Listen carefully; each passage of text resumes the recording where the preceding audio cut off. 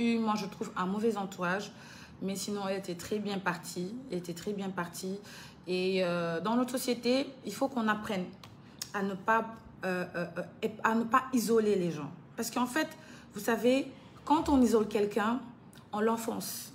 C'est-à-dire qu'on n'est pas parfait, sincèrement. Qui est parfait? Qui est parfait? Qui est parfait? Personne n'est parfait. Nul n'a l'unanimité de pouvoir lever la main, dire que je suis parfait. Que la personne qui est parfaite me jette la première pierre. Jetez-moi la première pierre si vous êtes parfaite. Si vous êtes parfait, jetez-moi la première pierre. Nul n'est parfait. Nul n'a le monopole d'être top. On a tous des hauts et des bas. C'est pour ça qu'on nous appelle communément des humains. Nous ne sommes pas des aliens, nous ne sommes pas des extraterrestres, nous ne sommes pas des animaux, nous ne sommes pas, voilà, you know.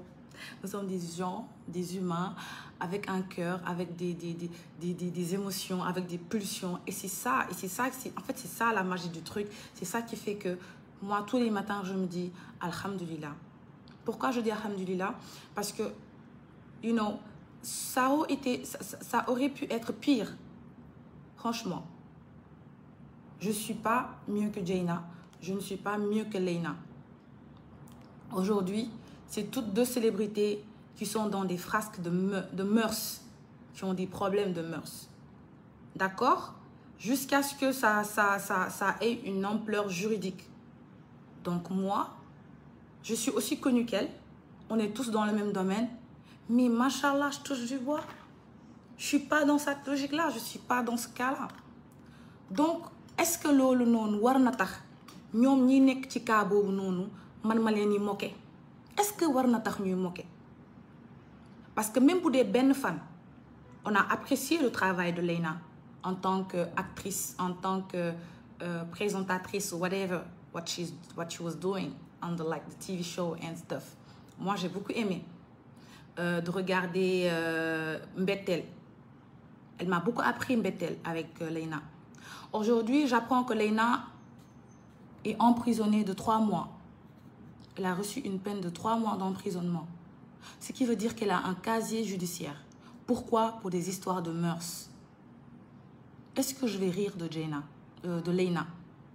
Est-ce que je vais me mettre à dire « Ha ha ha ha, c'est bien fait pour elle, qui nous sauve ». Non! Yo, come on man, non! Non, du tout, je ne vais pas rire de son cas. Au contraire, je vais plus je vais plus prier, plus remercier Dieu de m'avoir ouvert l'esprit et d'avoir fait de moi une femme responsable. Car je vous ai dit, la responsabilité de toute une nation est basée sur l'épaule d'une femme. Il n'y a que la femme qui arrange une nation. Il n'y a que la femme qui détruit une nation. Et c'est important ce que je suis en train de vous dire. Je passe tout mon temps à vous dire de ne jamais baisser les bras et de toujours garder la tête haute. C'est important. Tu n'as pas volé. Tu n'as pas menti. On ne t'a pas attrapé en train de tromper ton mari. On ne t'a pas vu dans des hostilités. Nul n'a la preuve de ce que les gens avancent. Donc, tu es une femme responsable. Tu es une bonne épouse. Tu prends soin de tes enfants. Tu aides les autres. Et surtout, tu développes ton pays. Tu crées ce qu'on appelle une valeur ajoutée. Tu es une femme de valeur. Et c'est ça, être une femme de valeur. Une femme de valeur ne se moque jamais d'autres femmes. Ça, ce sont les petites femmes qui le font. Des femmes qui sont frustrées parce qu'elles n'ont pas de travail, parce qu'elles n'ont pas de mari, ou parce qu'elles n'ont pas la voiture de Nabou, parce que j'ai pas les dents de Nabou, parce que c'est trop... Ça devient de la jalousie. Parce que tu n'as pas ça, donc tu craches sur le bien de l'autre. Et on ne devrait pas avoir ce comportement-là. Parce qu'à la fin, c'est qui décide? C'est Dieu qui décide. Bu yàlla ne waaw lépp ay changé te gis ngeen damay faral di wax benn wax yàlla moo ñu sàkk ñun ñëpp bind ñu ñun ñëpp may Nabou lii may Fatima lii may Xaadim lii may Mouhamed lii ba muy sàkk Mouhamed ba muy sàkk Fatima wala Nabou kenn si ñun fekkeewul ba mu jëlee Nabou décidé Nabou dina juddoo Congo ñëw Mali jaar Mali ñëw nii def nii kenn fekkewu ko donc nañu nangu li yàlla dogal c'est important nga nangu li yàlla dogal c'est très important parce que soo ko nangul ñaari chose moo am sa xol bi mooy nakari foo toog di wax lu bon foo toog di wax lu ñaaw di jéem a yàq te nee naa leen yàlla bu tegee loxoom ci nit nga ne yàlla teggil sa loxo ci kaw Nabou il faut que mu daanu yàlla dafay yëkkati Nabou ci fauteuilam teg ko ci beneen fauteuil nga garde yow fauteuil vide c'est ça. Donc nous en tant que femmes on devrait essayer de s'aider, de s'entretenir. J'ai une consoeur qui a un problème. Ce que je fais de ce problème-là, moi déjà damay étudier li tax tey leena am problème bañ condamné ko 3 mois de prison li tax tey leena mu daw génn dëkk bi loolu laay étudier su ma ko étudier ba noppi ma ne man mi est-ce que mucc naa si oui mucc naa si. Pourquoi? Parce que je suis casée. Oui mucc naa si parce que je suis une chef d'entreprise. N'oubliez pas mon poste s'il vous plaît, please. Donnez-moi mes cœurs. Yo, quand même. N'oubliez pas que je suis une chef d'entreprise, que tous les mois j'ai des salaires. Aujourd'hui, si j'appelle l'assistant, je lui demande de me donner le bulletin des salaires. On va le faire. On va le faire. Vous avez vu? Aussi jeune, mais aussi engagé, aussi responsable. Il y en a qui préfèrent de se contenter, il y en a qui préfèrent rester et attendre un petit salaire. Moi, j'ai décidé d'entreprendre. Oui, madame. Oui, est-ce que tu peux demander à ce qu'on me donne la liste des salaires, des salariés? D'accord. Merci. Donc, j'ai décidé d'entreprendre. J'ai décidé de relever des défis. Et vous savez, ce qui est bien dans l'entrepreneuriat, c'est que ça affecte votre morale. Et vous avez tendance à être quelqu'un de strong mind. C'est ça. Parce que quand on prend des millions et qu'on prend ce qu'on appelle son temps, c'est-à-dire son investissement personnel, et qu'on le mette quelque part, on croise pas les bras. Non. On court derrière pour que ça puisse générer, que ça puisse produire quelque chose. Donc, le fait que nga def dara, ça réveille en toi ce qu'on appelle une seconde nature. Tu deviens une femme plus éclairée. Et c'est ça qui est la vérité. Donc, pour vous dire que nul n'est à l'abri d'un frasque. Les filles, dara dalu leen, kenn dofut.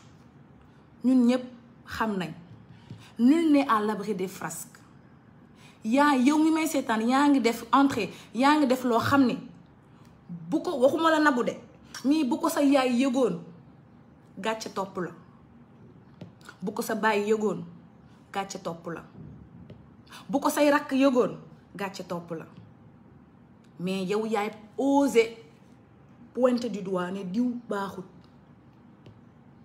C'est ça qui est le danger dans notre société. Oui, entrez. C'est ça qui est le danger. Au lieu de se dire tout simplement que nous sommes dans le même cas. daa feeñ la rek ndax dafa siiw man feeñ leew ma waaye maa ngi dund lu pire mais duñ ko wax. Donc c'est une espèce de c'est comme si que on préfère cacher la vérité parce qu'elle est plus facile que d'affronter la réalité. Et moi j'ai décidé d'affronter la réalité parce que j'aime la vérité et j'aime l'authenticité. Je ne suis pas fake moi. J'aime le vrai. J'aime le vrai, j'aime assumer, j'aime prendre mes responsabilités. Je ne fuis pas. Et c'est ça, être une femme de valeur. C'est que quand tout le monde, et ça me rappelle Khadijatou, Machallah, la femme du prophète, quand tout le monde lui a tourné le dos à la Mecque, qu'est-ce qu'elle a fait? Elle a été forte. Et c'est ça, une femme de valeur. Être forte quand tout le monde vous pense pleurer et non. Donc, ce que je vous dis, comme ce que je dis tout le temps, Dieyna, vous n'êtes pas mieux qu'elle. Leyna, vous n'êtes pas mieux qu'elle. On doit prendre exemple sur elle et se dire que nous avons 1000 raisons de garder nos travail et d'être dignes. Et c'est très important. Nga doylu, dit da ngay doylu. Ñàkk doylu rek. Mooy seen objectif mooy seen liaison ñoom ñaar boo jëlee tey kaawu Leyna bi ñu tëj 3 ans 3 mois jël Dieyna bi nekk actuellement en prison. Donc ñoom ñaar yëpp seen point seen dénominateur commun xam nga nan la ñàkk doylu bëgg dund une vie qui n'est pas impossible, je rappelle. C'est très possible. C'est possible d'être milliardaire, c'est possible d'être millionnaire, c'est possible de mettre de l'or. C'est possible. C'est pas impossible parce que yàlla dafa ko pour ku fi mës a gis xar bu sol or wala bëy bu sol jeesneer wala bëy bu dawal oto nit ñee ko moom yàlla moo ni lépp luy koom-koom yi àddina nit ñee ko moom mais fulla ak fayda mooy tax nga récupérer ko nga téye ko te boo ko téewee na la waay ni que téel ba doo bàyyi. Donc, t'as fini? Voilà, donc bon, j'ai Coco devant moi, là, comme d'habitude, il me perturbe. Donc, le plus important, c'est d'avoir des objectifs et surtout, le moment de s'en tenir là. Et surtout, de ne pas se moquer des gens aujourd'hui, que je dirais, qui ont certainement eu ce qu'on appelle une mauvaise passe. C'est juste une mauvaise expérience qui va passer. Et j'espère qu'elles vont grandir suite à ça. Et j'aurais aimé que notre société n'a am ben rappel de nous récupérer xalé encadrer les. Et volontairement, moi j'ai dit à mon mari, je lui ai dit, écoute, cherche-moi un passe et laisse-moi aller voir Dieyna en prison. Parce que j'ai un challenge personnel. Et mon challenge personnel, c'est, vous savez que je suis niaisenne, donc je suis de la famille de Baye Niass, machallah. Et Baye Niass dafa am lu mu daan wax dafa naan taalibe bi ba gën a sopp mooy ki ñëpp ne dafa bon soo xoolee taalibe Baye yëpp dañuy am jaar-jaar te dañuy mujj après am pointure Baye loolu la namoon si ñun. Donc je pense que moi j'ai une mission et j'ai dit à mon mari, écoute, je veux juste un cadeau. Je veux un cadeau. Mu ne ma lequel? Ma ne que je veux que tu me cherches un pass, que je puisse aller voir Dieyna en prison. Et je sais que si je côtoie Dieyna étant en prison, su génnee, je sais que dina bett ñu bari. Ce sont les mêmes gens qui ont dit Dieyna mii cagatu rek nekk si appartement yi di tëdd góor nii te am na ñoo xam ne ñu seen kër nday di seen kër baari cagatu mais non ñoom feeñlewuñu comme feeñlewuñu dañuy muur seen bopp làqatu Dieyna moo feeñle.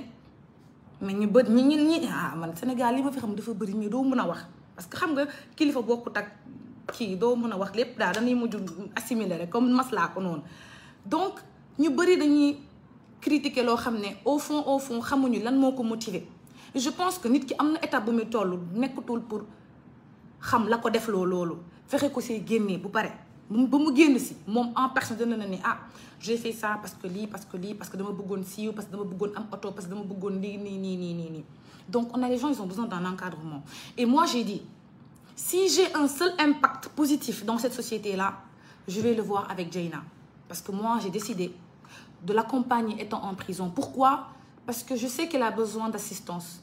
Elle a besoin de quelqu'un à qui parler, quelqu'un qui ne va pas raconter tout ce qu'elle va lui dire dehors, quelqu'un qui ne va pas la juger surtout, et quelqu'un qui va essayer de lui montrer que c'est possible. Oui, que c'est possible. Et quelqu'un surtout, boo xam ne dina ko mën a apporter, je sais pas, ce petit confort là, sachant que jigéen la du ñàkk mu indisposé ci biir du ñàkk biir bi du ñàkk daal jigéen la du ñàkk mu am ay détails yu mu soxla. Et d'ailleurs une pensée à toutes les gens, toutes les femmes qui sont pénitentiaires, qui sont dans les prisons et tout ça. Franchement, voilà, c'est un peu compliqué, je sais, mais yal na leen fa yàlla génne et tout ça. Te umpul kenn, tu vois, mais yal nañu ci yàlla musal quand même parce que c'est le mieux. Et pour le cas de Dieyna, moi j'ai juste envie de lui dire sister courage, c'est pas évident, mais tegu si yoon bu neex gis ngeen nu mu neexee ndax heure bu la xëy tëgg sa live wax lu la neex couper sa caméra xëy taalaat ko heure bu ne nga anoo sa bopp xam nga man damay anoo sama ano bopp. Donc je suis libre et cette liberté là je l'ai voulu. Excusez-moi, je te rappelle après. Je ne suis pas hors du pays en train de fuir, non, je suis dans mon bureau, je travaille, machallah, tu vois. Donc cette liberté là li ma ko may mooy que je n'ai pas eu besoin d'incarner ce que je ne suis pas encore.